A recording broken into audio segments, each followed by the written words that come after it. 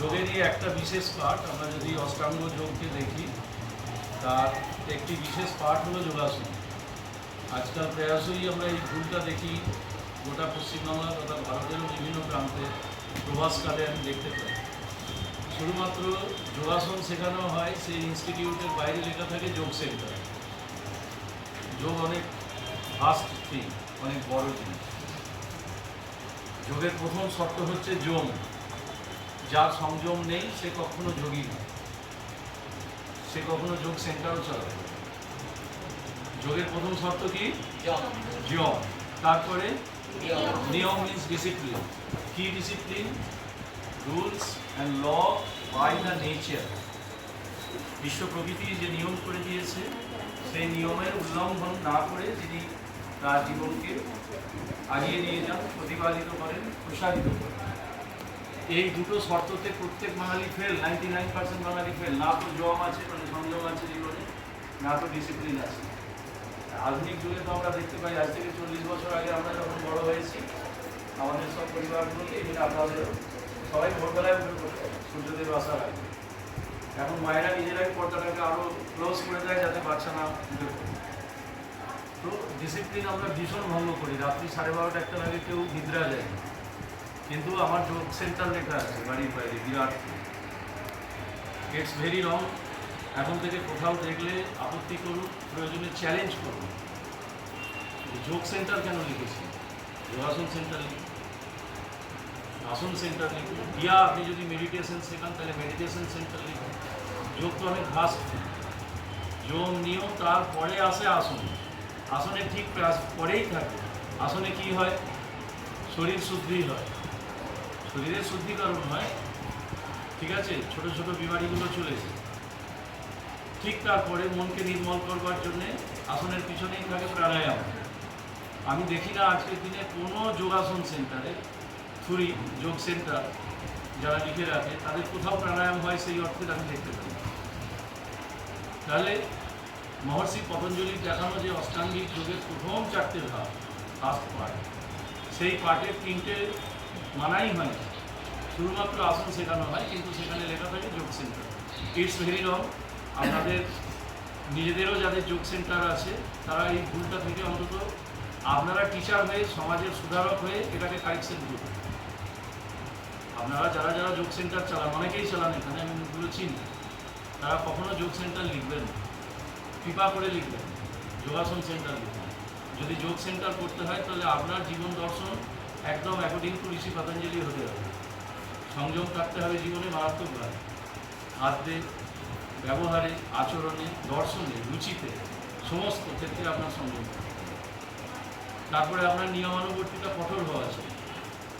এইসব যদি না থাকে, আর আপনি যদি লেখেন যে আমার যোগ সেন্টার, আর 5 থেকে 7 বছরের পরে লোকে হাসবে, উপহাস করবে, রাস্তায় বেরোলে টিটকিরি দেবে। তো প্রথম 4 ধাপের 3টেই অমান্য করি, তারপরে 4টে ধাপ তো আরও কঠিন। প্রত্যাহার, ধারণা, ধ্যান, সমাধি। প্রত্যাহারের অর্থই বুঝি না অনেকে, বড় বড় যোগ সেন্টার খুলে বসে আছে। প্রত্যাহার কি? আমি তো আমার ভাই বোনদের জিজ্ঞেস করতেই পারি, বদ্ধ ঘরে আমরা সবাই বসেছি, 180 কিলোমিটার গাড়ি চালিয়ে এসেছি, তো বলুন তো দেখি কেউ প্রত্যাহার কাকে?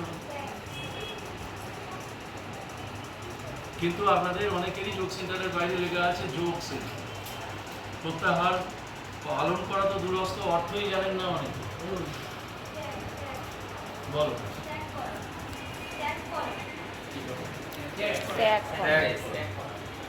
কি ত্যাগ? মলমূত্র তো প্রতিদিনই ত্যাগ করি, এছাড়া আর কি ত্যাগ করতে হয়? প্রত্যাহার।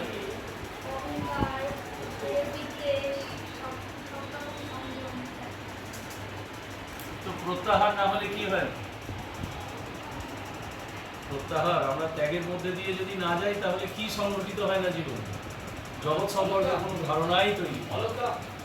আসুন, জগৎ সম্পর্কে কোনো ধারণাই, তার মানে এটা মানতে আমাদের খুব কষ্ট হবে যে আমরা সবাই জানি যে জগৎ সম্পর্কে আমরা জানি, অর্থাৎ আমাদের নাকি জগৎ সম্পর্কে ধারণা আছে।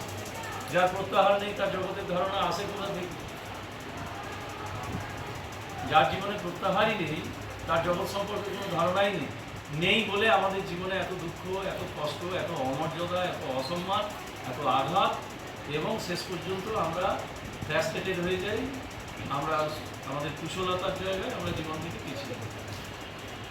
তো প্রত্যাহার থেকে ধারণা আসে, যতক্ষণ না জগৎ সম্পর্কে ধারণা হয় ততক্ষণ ধ্যানই হয় না, কিন্তু আমরা ধ্যান খেলি।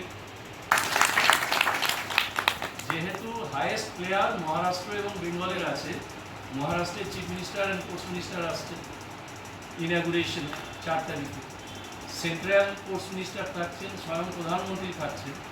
তাই আমাদের নতুন প্রধানমন্ত্রী, নতুন মুখ্যমন্ত্রী এবং পোস্ট মিনিস্টার তারাও আগ্রহ দেখিয়েছে। অ্যাকর্ডিং টু প্রোটোকল তারা ওখানে পৌঁছতে পারে, আবার নাও পারে। কেন কি বেঙ্গলের এখন তো অনেক হেভি কর্তব্য এসে পড়েছে সামনে। তো এইসব ছেলে মেয়ে কারা তৈরি করেছে? আমার সামনে আপনারা যারা বসে আছেন, আমি যেখানেই যাই দেখবেন প্রথমে আমি বাচ্চাদের সঙ্গে মিলি, তাই না?